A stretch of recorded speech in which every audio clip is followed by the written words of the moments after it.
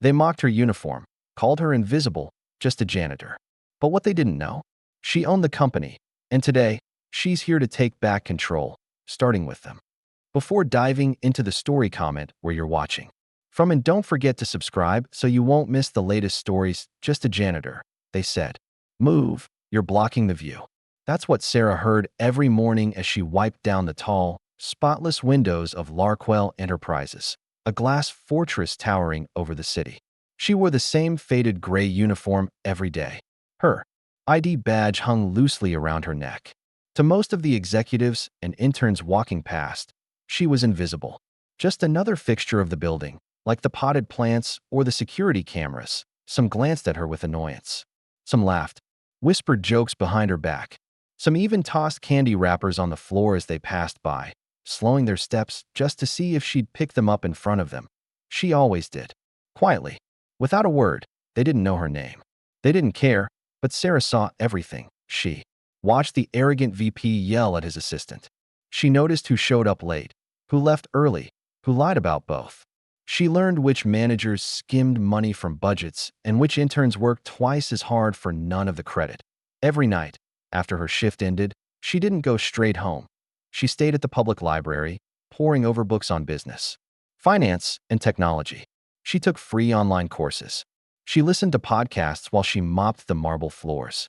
She scribbled ideas into a worn notebook during her lunch breaks, her hands still smelling faintly of bleach. Nobody knew she had once been a top student, that she had dropped out of college when her father got sick and bills piled up. Cleaning offices had been the fastest way to survive. But she never let go of the dream she had buried beneath the uniform. She was watching. She was learning. She was waiting. And then, one Monday morning, everything changed. The CEO of Larkwell, Mr. Grayson, was walking through the lobby when he slipped on a freshly waxed floor. Sarah rushed over before anyone else did, helping him up before security could even react. She apologized, but he brushed it off with a smile. "You've been working here a while, haven't you?" he asked, looking at her ID for the first time. "Yes, sir," Sarah said. 3 years. "You always this quick to act?" Sarah hesitated. "I try to be." That small moment started something she never expected. A week later, she was called into a private meeting. Not to scold her, not to fire her, to offer her a chance. It turned out Mr. Grayson had been looking to launch a new internal innovation program, a place where anyone in the company, regardless of position, could pitch ideas to improve the business. Sarah was the first person he invited to join. The others scoffed when they saw her walk into the meeting room. Whispers filled the air. "What's she doing here? She's just the janitor." But Sarah stood tall, and when it was her turn, she didn't stumble. She didn't shrink. She pulled out her notebook and presented a simple, powerful idea, an app to help track office supply usage and reduce waste. She had charts, numbers, and even a rough prototype she'd built using free tools. Her idea would save the company over $200,000 a year. The room went silent. Mr. Grayson leaned forward, impressed. A month later, her app was in development. 2 months later, it rolled out across 5 departments. 3 months after that, Sarah wasn't cleaning floors anymore. She was leading a small team in the innovation lab. Some still whispered behind her back. Some refused to take her seriously. But many started looking at her differently. And those same glass windows she once cleaned every morning, she now looked out through them from the 14th floor, her own office, because Sarah wasn't just a janitor. She was a thinker, a builder, a quiet storm waiting for her moment. They laughed at her, mocked her, ignored her, but she didn't need applause. She needed a chance, and when it came, she didn't waste it. Xenix Corp was the kind of place people dreamed of working. Gleaming glass walls, open-floor offices, cutting-edge tech, and a staff filled with brilliant young minds. But under the surface, it was also a playground for the privileged. Arrogance floated in the air like designer cologne. And then there was Sarah. She didn't wear blazers or carry the latest tablet. She wore a blue uniform with a name tag and rubber gloves. Every morning, she arrived before the sun rose, pushing her cart through silent hallways and wiping down fingerprints from glass doors. No one thanked her for cleaning. The employees barely looked at her. When they did, it was usually followed by a whisper, a giggle, or a sarcastic comment. Did she even finish school? She smells like bleach and sadness. One intern joked loudly, laughing as Sarah quietly emptied the trash beside him. Nobody noticed the slight wince in her eyes. They saw a janitor. Nothing more, but Sarah had once been one of them. She held a degree in business administration from a top university. At 26, she'd co-founded a small tech startup that had caught fire fast. Funding, traction, clients. She was climbing. Then her husband got sick. Pancreatic cancer. Fast and unforgiving. They spent everything trying to fight it. Savings, insurance. Even sold their car. And when he passed away, everything crumbled. The startup dissolved. The bills piled up. And Sarah, still grieving, took the first job that could keep her off the streets. That job was cleaning floors at XenixCorp.at. First, she kept her head down just to survive. But over time, something unexpected happened.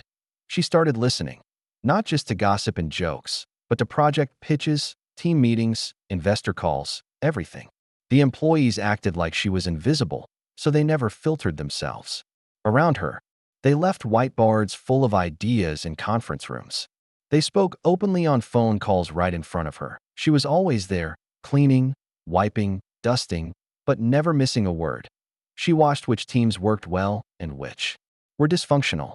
She noted when a junior engineer offered a brilliant idea, only to have a manager steal the credit. She even saw patterns in customer complaints, piecing together data she overheard from support teams. And during her breaks, while others scrolled through social media, she filled notebooks with observations, thoughts, and strategies. She sketched business models, wrote feature concepts, and started mapping out an idea to an app, not just any app, an AI-powered tool that could streamline internal communications and solve the exact problems she saw tearing the company apart from the inside. But how could she share it? She was just the janitor. Still, she kept working on it. Every night, after long shifts, she stayed up learning to code again. She revived her old skills, read documentation, watched tutorials, built a prototype. It took months. Quiet, exhausting. Months. Then one Friday afternoon, fate handed her a moment that a fire drill cleared the building. In the rush, someone left their laptop open in a conference room, an executive's laptop, mid-presentation. Sarah walked in to grab her cleaning cart and saw it. The monthly Innovation Challenge slide deck. Xenix was launching an internal contest, asking all employees, yes, all, to submit ideas that could make the company more efficient. Employees had to submit through an anonymous portal. Winners would be revealed after the pitch round. Sarah stared at the screen for a long time. Then, slowly, she smiled. That night, she submitted her idea. 2 weeks later, the company buzzed with curiosity. The top 3 submissions were being presented to the executive board. No names had been revealed yet, only the ideas. Sarah's concept, the AI workflow assistant, had made it to the top. She watched from the hallway as a senior manager tried to explain her idea to the board. But he couldn't answer the questions. He hadn't built it. He didn't understand it. That's when the head of innovation stood up. Actually, she said, the person who submitted this is here. Whispers filled the room. And then Sarah stepped in, gasps. Silenced a janitor, presenting to the board. But as she spoke, calmly, confidently, passionately, their expressions shifted to be why the end of her pitch. They weren't looking at her uniform anymore. They were looking at a visionary. A week later, Xenix publicly announced the winner of the challenge. Sarah's app was going into development. And Sarah? She was offered a full-time role in the product innovation department. Same building, same hallways, same people, but now they nodded when they saw her. Now they said, good morning. Now, they remembered her name. Because the truth was, she wasn't just the janitor. She was the smartest person in the room. And she was done being invisible. It was a quiet afternoon at Xenix Corp when the black car arrived. It was sleek, polished, and clearly expensive. The kind of vehicle that made heads turn.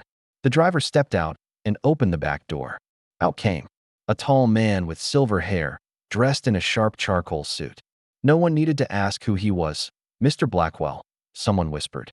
That's the Blackwell? The billionaire investor. What's he doing here?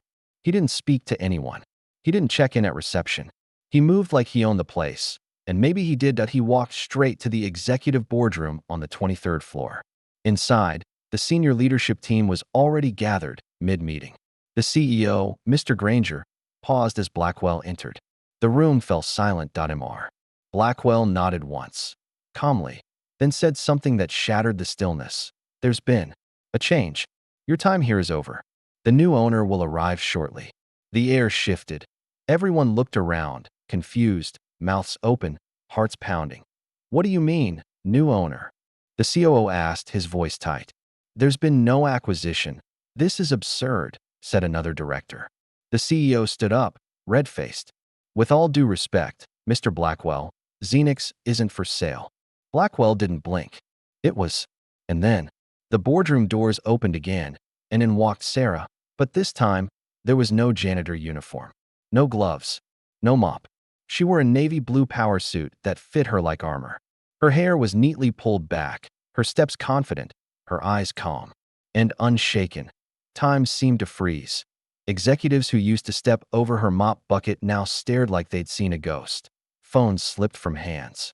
Mouths hung open. The silence was absolute. The woman they laughed at, the one they mocked, the one they didn't even see, was now the new owner. Mr. Blackwell turned to the room. Everyone, meet Sarah Lane. Entrepreneur, visionary, and now, majority shareholder of Xenix Corporation.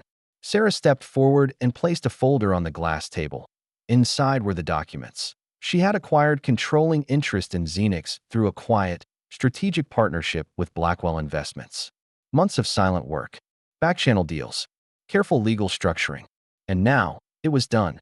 She owned the very company where she once scrubbed the floors. The CEO stammered. This is a mistake. You were the janitor, Sarah smiled, but it wasn't cruel. It was calm, measured. Yes, I was. I cleaned this office while you ignored me. I listened to your meetings, your plans, your failures.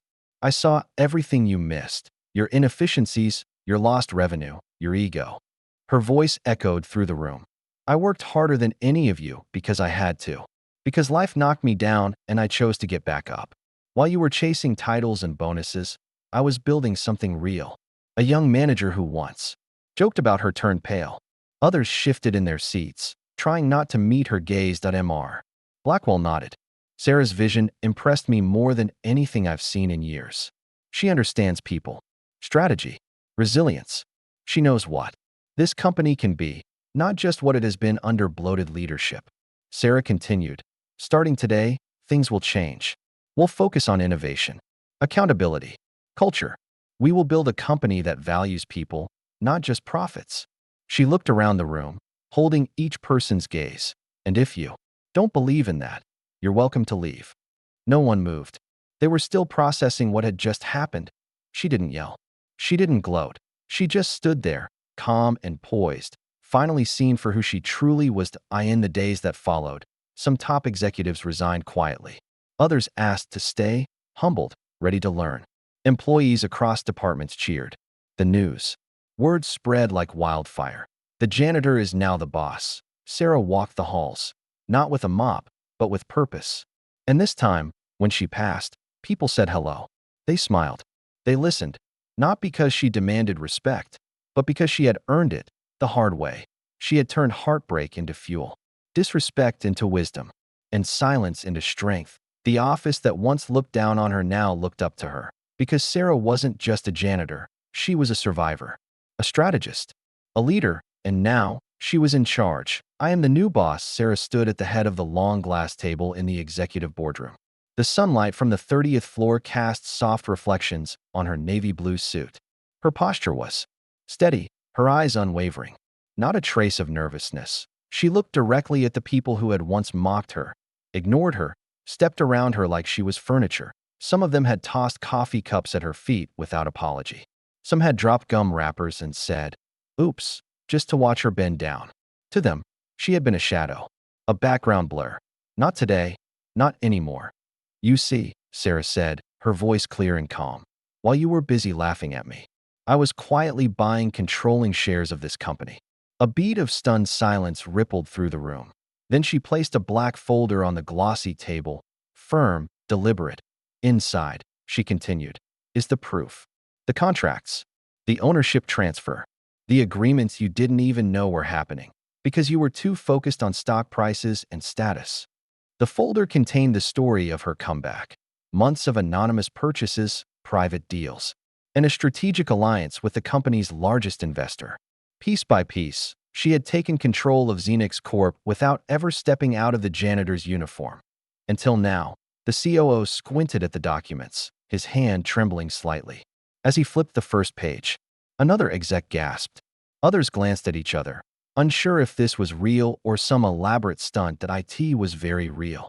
"I know this company better than most of you," Sarah said. "I've been in every room. I've listened to your meetings while mopping the floors. I've watched your decisions ruin promising projects. I've seen how you treat people you think are beneath you." She turned slowly to face the CEO, Mr. Granger, a man known more for his expensive suits and smug speeches than his leadership. His mouth twitched, searching for something to say. "Sarah, this is unexpected. I think we should have a conversation. In private." "We won't," Sarah said. "Because you're fired." The air seemed to vanish from the room, effective immediately. Gasps. Shuffling chairs. One woman actually dropped her pen.mr. Granger stood in disbelief. You can't be serious." Sarah didn't flinch. "You used your position to enrich yourself. You ignored the problems right in front of you. You let this company rot from the inside out." She looked toward the open door, where two uniformed security guards stood waiting. "Gentlemen," she said with a nod. Without drama, without a scene, the guards escorted Mr. Granger out of the room that he didn't argue. Not because he agreed, but because he saw the truth in her eyes. The calm certainty, the finality. When the door shut behind him, Sarah turned back to the room. The rest of the staff stared at her, not with contempt or disbelief anymore, but awe. "I didn't do this out of revenge," she said softly. "I did it because Xenix deserves better. The people here, the good ones, deserve better. And I'm going to build something that lasts. A company that values integrity, innovation, and basic human decency." She scanned the room. "Some of you won't be part of that future, and that's okay. But if you stay, it's a new day for all of us." Nobody said a word. No objections. No smirks. Just silence and a few wide, blinking eyes. Sarah gathered her folder and stepped out of the boardroom, heels clicking softly on the polished tile. Outside, the staff who had once watched her push a mop cart now stood in silent clusters there. Mouths agape. Everyone had heard what happened. Everyone had seen it. A janitor had just fired the CEO, but Sarah wasn't a janitor anymore. She was the owner, the boss, the one in charge. She walked past the windows she used to scrub every morning, sunlight dancing off the glass. Below her, the city bustled, unaware of the empire shift that had just taken place. She smiled, just slightly, because Sarah had gone from cleaning those windows to owning the entire building. And she'd done it without rage, without ego, and without ever raising her voice. She'd done it with patience, vision, and quiet strength. Under Sarah's leadership, Xenix Corp became unrecognizable, and in the best way. Gone were the arrogant whispers in the break room. Gone were the coffee-stained jokes about the janitor. Gone was the toxic culture where power meant stepping on others to climb higher. Sarah didn't just clean house. She rebuilt it. One of her first moves was radical. She eliminated the outdated hierarchy that placed executives in lavish corner offices while support staff worked in cramped, windowless spaces. The new floor plan? Open, collaborative, equal. No more walls between us and them. Next came the people. The ones who had thrived on intimidation and ego were quietly let go. Not with cruelty, but with clarity. "We're building something better," she told them. "There's no space for arrogance here." In their place, Sarah brought in leaders with empathy, humility, and real-world experience. People who remembered what it was like to struggle. People who listened.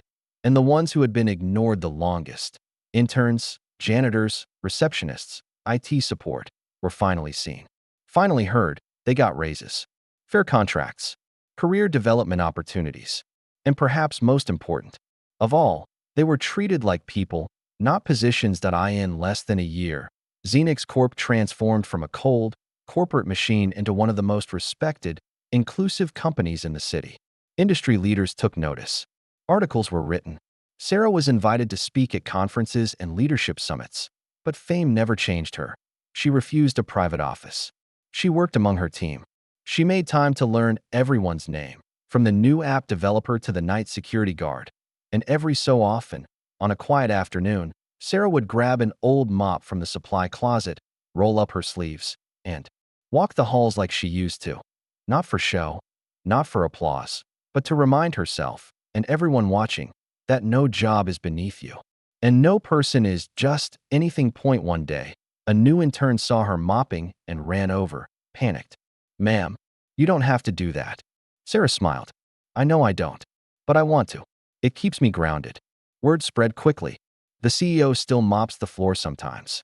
It wasn't a gimmick. It was a statement. A silent, powerful message. We are all valuable.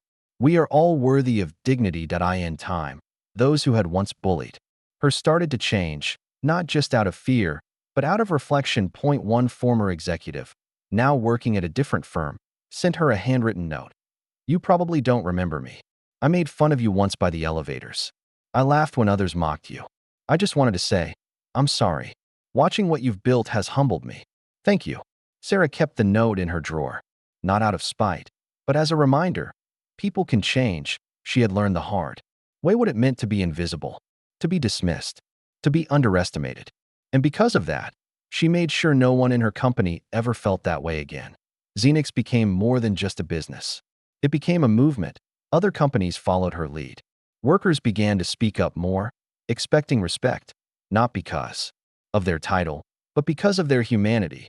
And through it all, Sarah stayed steady, calm, focused, because her mission was never just to own the company.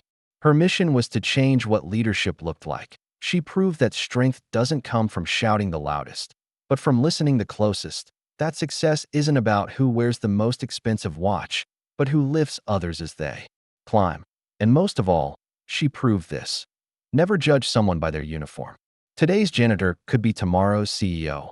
It was a quote she eventually had engraved on a plaque in the Xenix lobby, right next to a framed photo of her in her old blue uniform, mop in hand, smiling. Visitors would pause there, take a picture, and leave with more than a business card. They left with a story. A story of resilience, a story of redemption, a story of one woman who went from being walked over to leading the way. If this story inspired you, hit that like button, subscribe for more real, powerful stories, and share this with someone who needs a reminder. You are never just anything. You're a moment away from becoming everything.